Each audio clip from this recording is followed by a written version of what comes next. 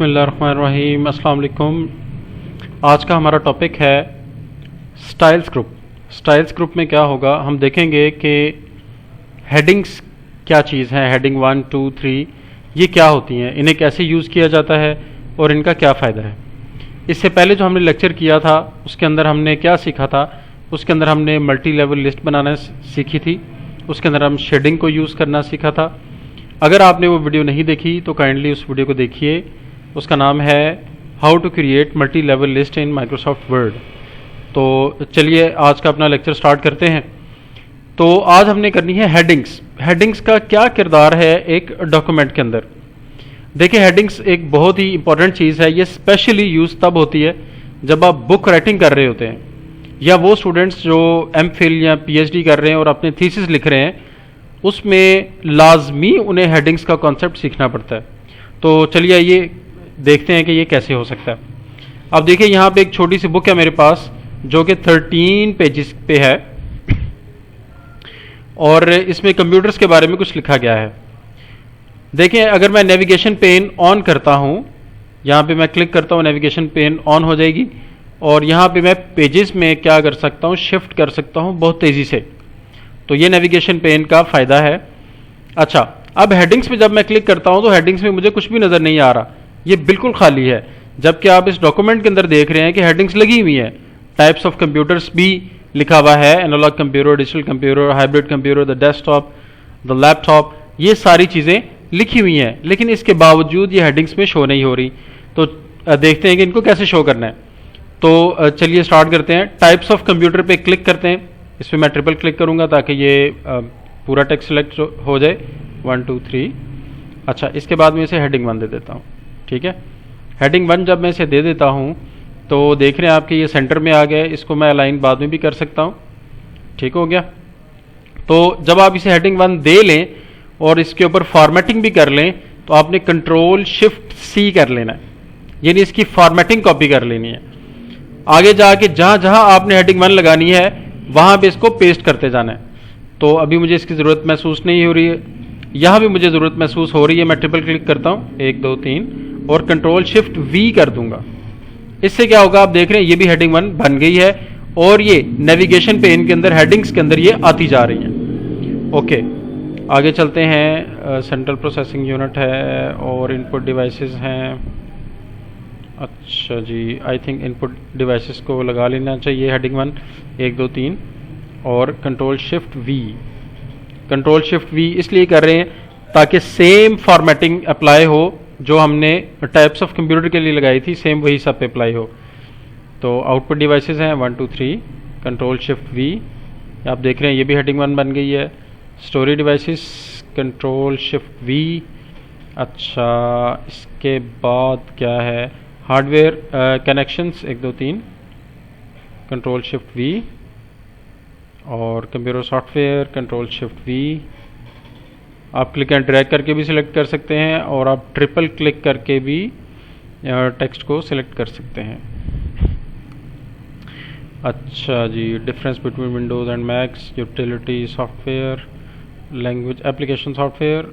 Okay, utility software को हम लगा लेते हैं हेडिंग 1, कंट्रोल शिफ्ट वी और एप्लीकेशन सॉफ्टवेयर को कर लेते हैं, इनको भी कंट्रोल शिफ्ट वी कर दिया और ये हेडिंग 1 हो गया। और ये लेफ़्ट साइड पे आप देख रहे हैं कि ये हेडिंग्स आती जा रही हैं।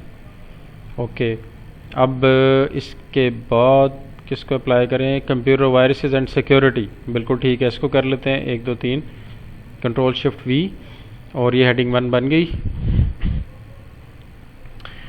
और आई थिंक सो ये मुकम्मल हो गई है। चलें जी, नेविगेशन को यूज़ करते हुए हम फर्स्ट पेज पे चले जाते हैं। ये फर्स्ट पेज मैंने खाली छोड़ा हुआ है किसी वजह से। ये जब फाइल कंप्लीट होगी तो फिर आपको पता लगेगा, आप पूरी वीडियो देखेंगे तो फिर आपको इस चीज़ का आइडिया होगा कि ये पहला पेज खाली क्यों छोड़ा गया। अच्छा, तो यहाँ पे मैंने हेडिंग 1 अप्लाई कर ली हैं। अब ये जो सब हेडिंग्स हैं, मतलब इस मेन कैटेगरी के अंदर जो छोटी हेडिंग्स आ रही हैं, जैसे एनालॉग कंप्यूटर है, डिजिटल कंप्यूटर है, हाइब्रिड कंप्यूटर है, मैं इन्हें हेडिंग 2 कर देता हूँ। ठीक है, तो मैं इन्हें सेलेक्ट करूँगा। तो मैंने सेलेक्ट कर रहा हूँ, 1, 2, 3 और यहाँ से हेडिंग 2 कर लिया। आप देख रहे हैं कि ये बाय डिफ़ॉल्ट कलर इसको इसने ब्लू दे दिया है। तो मैं यहाँ पे इसकी फॉर्मेटिंग थोड़ी सी चेंज कर लेता हूँ, बोल्ड कर लेता हूँ, इसका जो फॉन्ट कलर है वो ब्लैक कर लेता हूँ। चलें जी, ठीक हो गया। और कंट्रोल शिफ्ट सी कर लेता हूँ ताकि फॉर्मेटिंग कॉपी हो जाए। अब यहाँ पे आके मैं कंट्रोल शिफ्ट वी कर रहा हूँ और यहाँ भी कंट्रोल शिफ्ट वी कर रहा हूँ क्योंकि ये इसकी एक सब हेडिंग है। तो और ओके, कंप्यूटर हार्डवेयर, ये मदरबोर्ड भी एक हेडिंग 2 थी, ये हमसे ये मिस हो गई थी कंप्यूटर हार्डवेयर लगाना। तो बहरहाल नो, कंप्यूटर हार्डवेयर ही 2 आएगी। तो मैंने ये यहाँ पे पेस्ट कर दिया है। सेंट्रल प्रोसेसिंग यूनिट तो इसी का एक पार्ट है। इनपुट डिवाइसेस को हमने 1 लगाया हुआ है, इनको मैं 2 लगा लेता हूँ। सिलेक्ट किया और 1 2 3 से तो ये पूरा का पूरा हो जाएगा paragraph. Control shift we,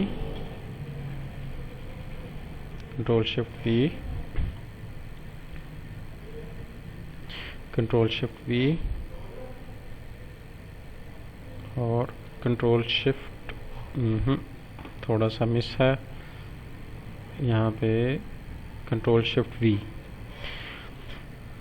okay, थोड़ा सा आगे चलते हैं। आउटपुट डिवाइसेस भी एक हमारी हेडिंग 1 थी, अब यहाँ पे हम हेडिंग 2 कर लेते हैं इसको ताकि ये इसकी सब हेडिंग के तौर पे शो हो जाए। कंट्रोल शिफ्ट वी, मैं यहाँ से हेडिंग भी कर देता हूँ ताकि आपको साथ साथ ये पता चलता रहे कि ये सब हेडिंग्स भी बन रही हैं।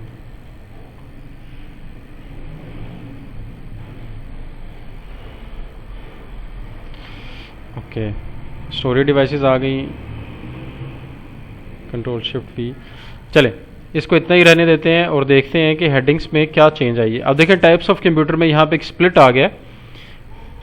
इसको आप अगर क्लिक करेंगे तो ये कंट्रैक्ट हो जाएगा और अगर इस पर फिर से क्लिक करेंगे तो ये एक्सपैंड हो जाएगा। ठीक है, जिसमें कैटेगरीज आ रही हैं analog computer, digital computer, hybrid computer और फिर कंप्यूटर हार्डवेयर है, इनपुट डिवाइसेस।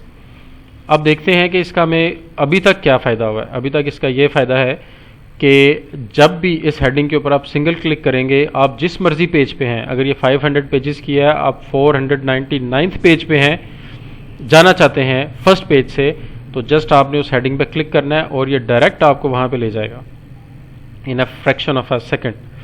तो ये देखिए, जिस हेडिंग पे भी क्लिक कर रहा हूँ ये फ़ौरन से मुझे वहाँ पे लेके जाता जा रहा है। एक तो ये इसका फ़ायदा हो गया, एक तो ये इसका बहुत बड़ा बेनिफिट है कि ये एक लिंक्स बन जाते हैं। आप क्लिक करेंगे, आप डायरेक्ट उस हेडिंग में चले जाएंगे, आपने जो एडिट करना है, जो टाइप करना है, आप कर सकते हैं। अच्छा, मैं समझता हूँ इससे भी जो बड़ा फ़ायदा है वो क्या है। पेज 1 पे मैं आता हूँ, जिस मकसद के लिए मैंने इसे खाली छोड़ा हुआ था। तो अब मैं चला जाता हूँ रेफरेंसेस टैब में। रेफरेंसेस टैब में जब मैं जाता हूँ तो यहाँ पे पहला ही बटन है table of contents. Table of contents ऐसी चीज़ है जो अक्सर स्टूडेंट्स असाइनमेंट्स के अंदर या थीसिस के अंदर या प्रोजेक्ट्स के अंदर वो खुद से उसे लिखने की कोशिश करते हैं। मतलब हेडिंग 1 देखेंगे क्या है, उसे टाइप करेंगे, फिर डॉट्स लगाएंगे, फिर आगे पेज नंबर लिखेंगे। तो ये एक अनप्रोफेशनल वे है इस काम को करने का और इसका कोई ऐसा सच इतना बेनिफिट नहीं है। तो टेबल ऑफ कंटेंट्स पे आपने क्लिक कर देना है। यहाँ पे ऑटोमेटिक टेबल 1 और 2 दोनों में से कोई भी पिक कर लें, कुछ खास फर्क नहीं है दोनों में। तो मैं ऑटोमेटिक टेबल 2 को पिक करता हूँ। इस पर मैं जैसे क्लिक करता हूँ तो वाह जी वाह, क्या बात है। ये देखें, ये टेबल ऑफ कंटेंट्स खुद ब खुद क्रिएट हो गया और जो हेडिंग 1 और हेडिंग 2 थी, मतलब मेन हेडिंग और फिर सब हेडिंग, वो भी ऐसे ही मुझे शो कर रहा है कि देखें जैसे analog computer, digital computer, hybrid computer, ये टाइप्स ऑफ कंप्यूटर की ही एक हेडिंग है। ठीक है, तो ये तो बड़ा ज़बरदस्त काम हो गया। ऐसे टेबल ऑफ कंटेंट्स फ़ौरन बन जाता है। अगर आपने कुछ चेंज किया है, कोई हेडिंग ऐड की है, कोई टेक्स्ट ऐड किया है, तो आप इसको जाकर यहाँ पे अपडेट टेबल पे क्लिक करेंगे यहाँ पे और अपडेट एंटायर टेबल कर देंगे। फिर जो भी आपकी चेंजेस हुई होंगी उसके मुताबिक ये टेबल ऑफ कंटेंट्स चेंज हो जाएंगे। तो ये वीडियो स्पेशली उन लोगों के लिए मैंने बनाई है जो प्रोजेक्ट्स और थीसिस लिख रहे होते हैं और उनको टेबल ऑफ कंटेंट्स और हेडिंग्स में बड़ी कन्फ्यूजन होती है। तो उम्मीद है कि ये वीडियो देखने के बाद आपकी कन्फ्यूजन दूर हो जाएगी और आप अच्छे से अपने थीसिस को, प्रोजेक्ट को, इंटर्नशिप को डॉक्यूमेंट कर सकेंगे। वीडियो देखने का बहुत शुक्रिया। अल्लाह हाफिज़।